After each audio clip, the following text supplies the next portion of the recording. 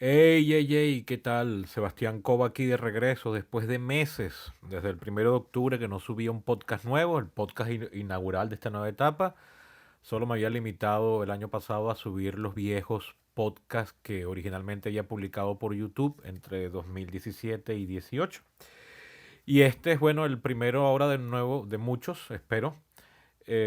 Por esta primera etapa, con motivo de la temporada de premios, la mayoría van a ser reseñas de películas, en lo que pueda garantizar un estudio de radio. También pienso hacer mesas redondas con colegas críticos y después más adelante, como había sido originalmente en la primera etapa del podcast entre el 17 y el 18, pues entrevistas y discusiones con invitados de los temas usuales a los que ha estado dedicado este podcast. Pero ahora y sin más preámbulos, como les decía, una reseña cinematográfica. Se vienen más reseñas. Voy a hacer reseñas básicamente de las películas que he estado viendo en el cine, de las películas de la temporada de premios.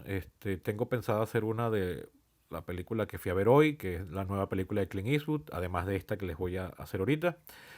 Una sobre la nueva Terminator. Una película sobre una reseña, un debate sobre Once Upon a Time in Hollywood, la película de Tarantino, y una lista.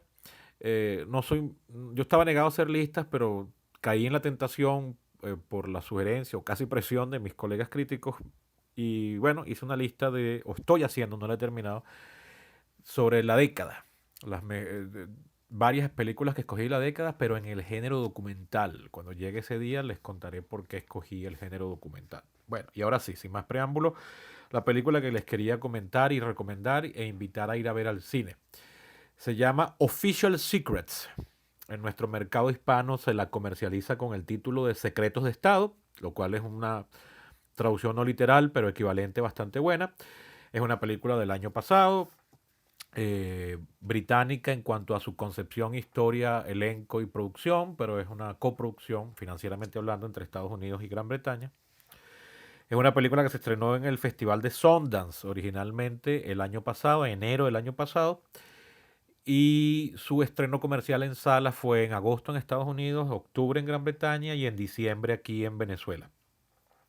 El director es Gavin Hood, un director surafricano que ya ganó un Oscar por su película de 2005 llamada Sotsi, película en idioma no inglés, básicamente Zulu, Xhosa y Afrikaans, las lenguas principales de Sudáfrica.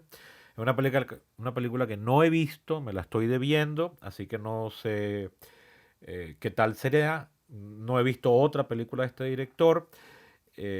Intuyo que Sotsi debe ser buena, ese Oscar no debe ser de gratis.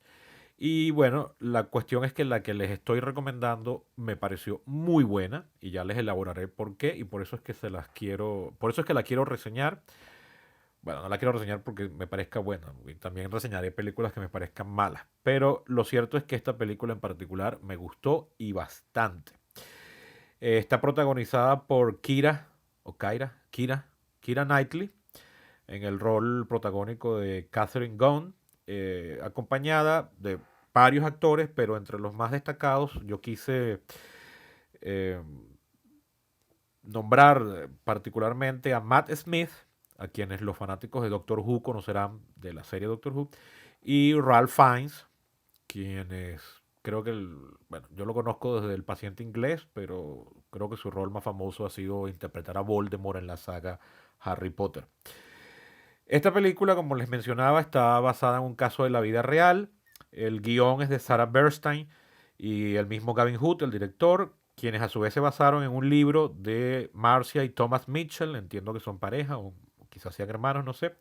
Es un libro llamado The Spy Who Tried to Stop a War, Catherine Gunn and the Secret Plot to Sanction the Iraq Invasion, o en castellano, La espía que trató de detener una guerra, Catherine Gunn, y el complot secreto para sancionar la invasión de Irak. Como el nombre da a entender, es un caso de la vida real, es una película histórica, pues un period piece, como dirían en inglés, pero reciente. Son los eventos que la película narra transcurrieron entre los años 2003 y 2004 en Gran Bretaña. Es básicamente, en resumen, la película sigue los avatares de una traductora, lingüista británica llamada Catherine Gunn, interpretada por Keira Knightley, que trabajaba en una organización del Estado británico llamada GCHQ, es decir, General Communications Headquarters. Es un organismo adscrito al Departamento de Relaciones Exteriores que se encarga de hacer comunicados importantes y analizar comunicaciones. Para este momento es un organismo que está entregado a espiar. Es un organismo que espía comunicaciones internacionales. Y esta analista, Catherine Gunn, esta traductora, se indigna por un memo que les pasan donde el gobierno de los Estados Unidos, todo esto es real, todo esto pasó, el gobierno de los Estados Unidos le está pidiendo al gobierno británico, como quieren que la invasión de Irak, algo en lo que se empeñó el gobierno de Bush, en el marco de la guerra al terrorismo después de los atentados del 11 de septiembre, quieren que la guerra esté lo más legal y legitimada posible por la comunidad internacional a través de una aprobación del Consejo de Seguridad de la ONU, que hasta ese momento está negado y lo rechazó una primera vez. Entonces el gobierno de los Estados Unidos le pide al gobierno británico que los ayude a espiar a 5 países no permanentes del Consejo de Seguridad para ver si les hallan sucio para poder extorsionarlos y que voten a favor. Este memo lo lee esta analista, se indigna y lo termina filtrando, lo termina sacando de las oficinas y aquello se filtra hasta la prensa y por supuesto se arma el escándalo y termina la, la persona, se ve involucrada en una serie de dramas de corte legal y político que no quiero especificar mucho porque no les quiero spoilear la película a los que estén interesados en verla. Como les decía, la película a grosso modo me gustó bastante. Es una película, no fui con altas expectativas, pero tampoco con bajas. No me esperaba una gran cosa desde el punto de vista técnico. Yo soy de los que opinan que el cine, además de un arte, es un arte eminentemente visual. Y como arte visual, como arte, primero los principios, los componentes estéticos privan sobre todo lo demás y dado como arte visual, pues el componente visual tiene que tener mucho peso y es elemental para el juicio que hagamos finalmente sobre esta obra, sobre cualquier obra cinematográfica. En ese aspecto, visualmente hablando, digamos así, desde el punto de vista de la fotografía o de la cinematografía, para decirlo como lo dicen en inglés, de la edición y montaje, todo eso es una película mediocre en el sentido estadístico básico de la palabra. Es decir, reduciéndole las connotaciones peyorativas que el término mediocre suele tener. Es decir, es una película mínima, sin pretensiones visualmente, que no se queda grabada en la conciencia de quienes la están viendo. Incluso tiene un montón de escenas que su montaje, su elaboración como montaje escénico por parte del director son bastante simples y incluso en algunas oportunidades me pareció bastante, no creo, la palabra amateur es un poco pretenciosa de mi parte, pero más bien como poco imaginativa podría ser, ¿no? Pero la historia que narra y la manera en que lo narra desde el punto de vista emocional y como thriller que engancha es lo que me pareció genial.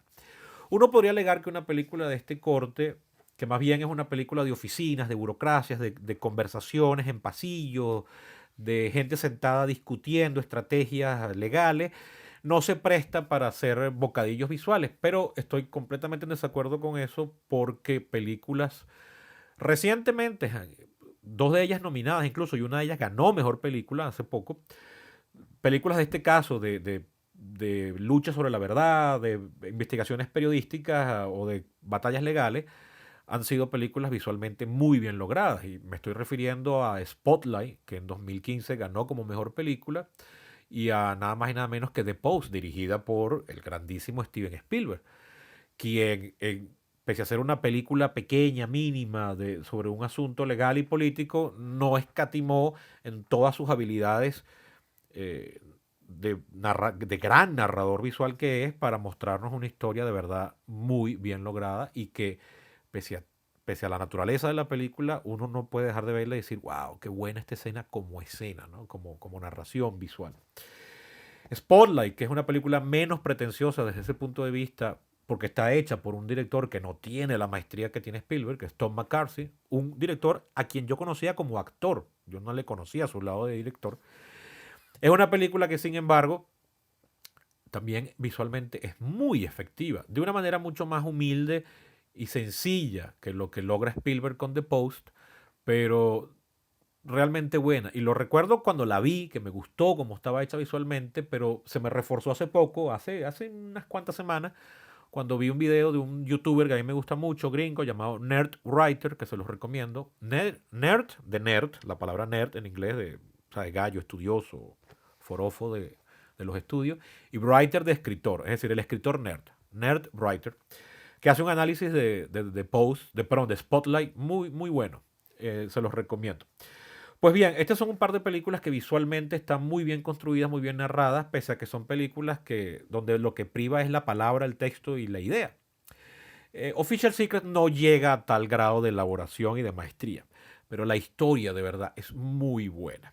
¿Y por qué?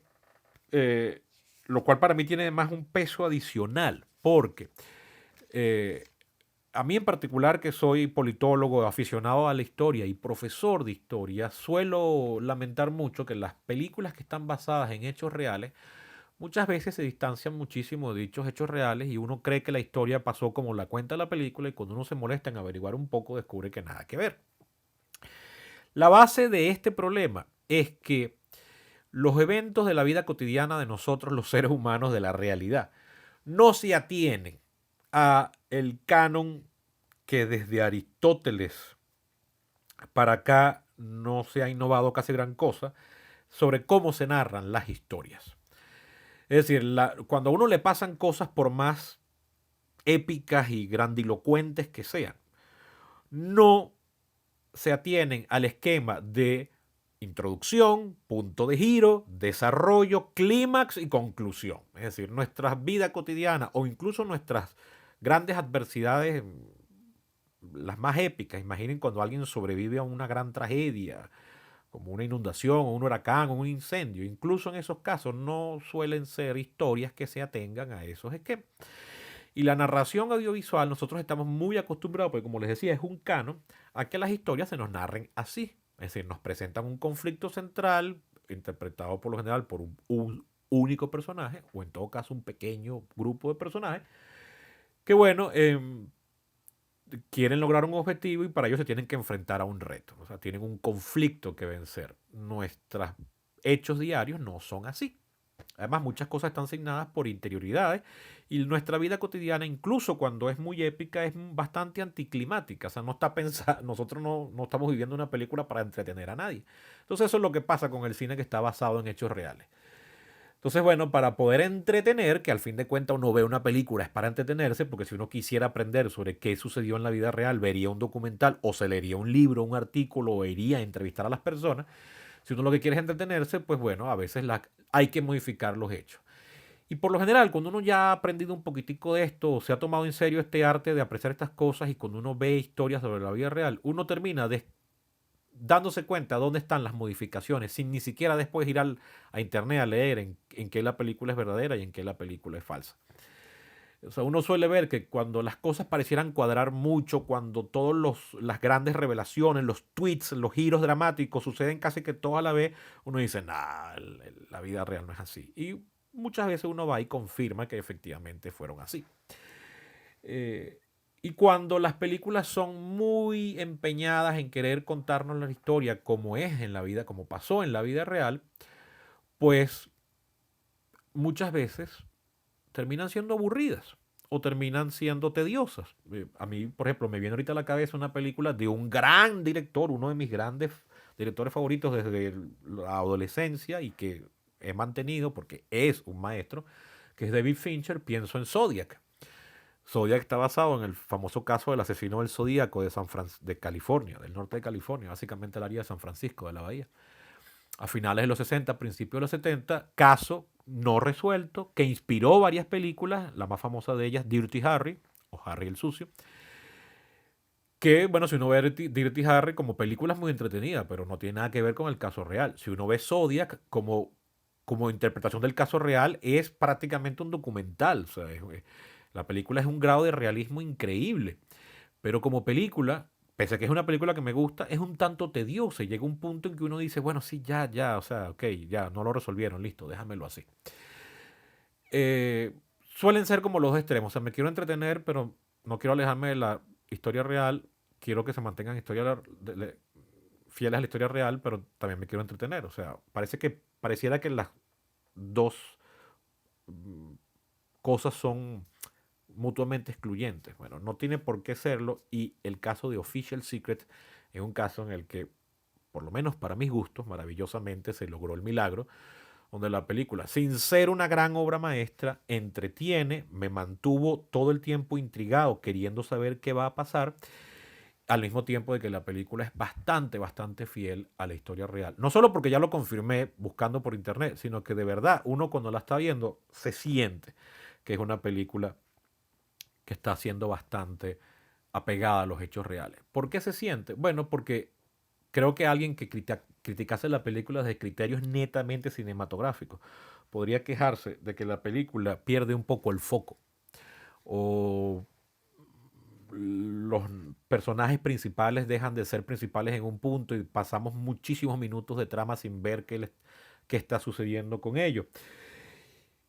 Que es el caso, o sea, el personaje interpretado por Keira Knightley, hay montones y montones de minutos en que no sabemos nada de ella y el drama se centra en otros personajes. Por ejemplo, el personaje del periodista, el periodista principal que hace la publicación en el diario, que interpreta a Matt Smith, el personaje Martin Bright, el periodista de la vida real, llega un punto en que la película deja de ser una película de drama de político de espías y pasa a ser una película periodística como Spotlight o The Post, donde todo el tiempo lo que estamos viendo es el drama de cómo es el procedimiento de los em, periodistas para confirmar que una historia sea real, a quién tienen que preguntarle, cómo tienen que proceder, cuáles son los códigos y la ética del periodismo, los debates internos de una redacción de un periódico para saber cómo tomar la decisión de si se publica la historia o no. Esa es en un momento dado la trama de la película. Y después, ya más adelante, cuando el caso ha reventado, la película se convierte en una película de procedimientos legales y de dramas legales, casi que en un courtroom drama, que es cuando el peso dramático se mueve hacia el personaje de Ralph Fiennes, que interpreta a Ben Emerson, el abogado que defiende a Catherine Gunn, personaje principal interpretado por Keira Knightley. Por eso es que yo escogí estos tres actores para que fuesen los que yo definiese como los protagonistas de la historia. Porque en realidad, para mí, y es lo que me maravilló de la película, la verdadera protagonista es la verdad y la institucionalidad liberal. Si uno parte de que es la lucha por la verdad y los principios que sostenemos como más importantes en el occidente liberal y republicano, aunque Inglaterra sea una monarquía, la voy a considerar república en este sentido, entonces ahí entendemos por qué hay personajes que entran y salen dependiendo de la necesidad dramática, porque el verdadero protagonista que está padeciendo un conflicto es la lucha por la verdad. Y en ese sentido la película me parece que es genial. Porque de hecho las actuaciones no me parecieron la gran cosa, no son malas ni mucho menos. Para mí el vínculo más débil sería el personaje de Keira Knightley, porque Keira Knightley la verdad es que como actriz no me mata, sobre todo en roles muy dramáticos, muy intensos, ¿no? No es que me parezca mala, ni mucho menos, pero no me mata y a veces, o sea, todos hacen su trabajo muy bien hecho, pero no son nada memorables. O sea, quizás muchos de estos actores, incluso Keira Knightley, que digo que no me mata, hay otro rol histórico inglés que ella interpretó en 2008, si mal no recuerdo, que se llama La Duquesa, donde ahí su actuación me gustó muchísimo, pero muchísimo, ¿no? También con Ralph Fiennes, por cierto.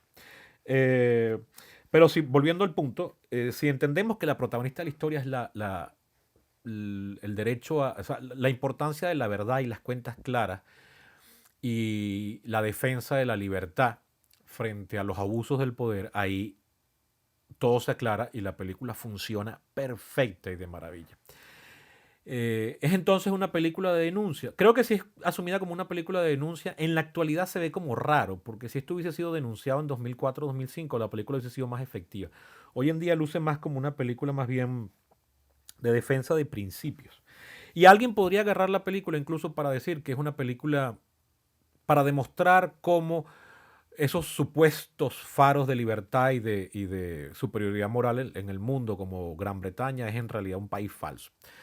Quien sostenga eso, que estoy seguro que más de uno lo hará, yo le respondería que más bien esta película demuestra cómo esos grandes países son grandes precisamente porque cuando incluso caen en olvidar sus principios y abusa el poder, la institucionalidad y la sociedad son tan fuertes que logran devolver el cauce o por lo menos se toman a la tarea de enfrentar al poder y corregirlo. Y en ese sentido la película también es muy, muy buena. O sea, esta es una película que yo utilizaría para dar clases. Muy probablemente lo haré cuando tenga la oportunidad de dar clases de nuevo. Official Secrets en salas actualmente en Venezuela. Totalmente recomendable. Vayan a verla y les prometo que no se arrepentirán y que por favor las vean con ojos más allá de la gente que va a buscar al cine entretenimiento. O sea, déjense enseñar por la película, aprendan un poco con ella. Pues nada, eso era todo y nos veremos próximamente, nos estaremos oyendo, mejor dicho, en otras reseñas.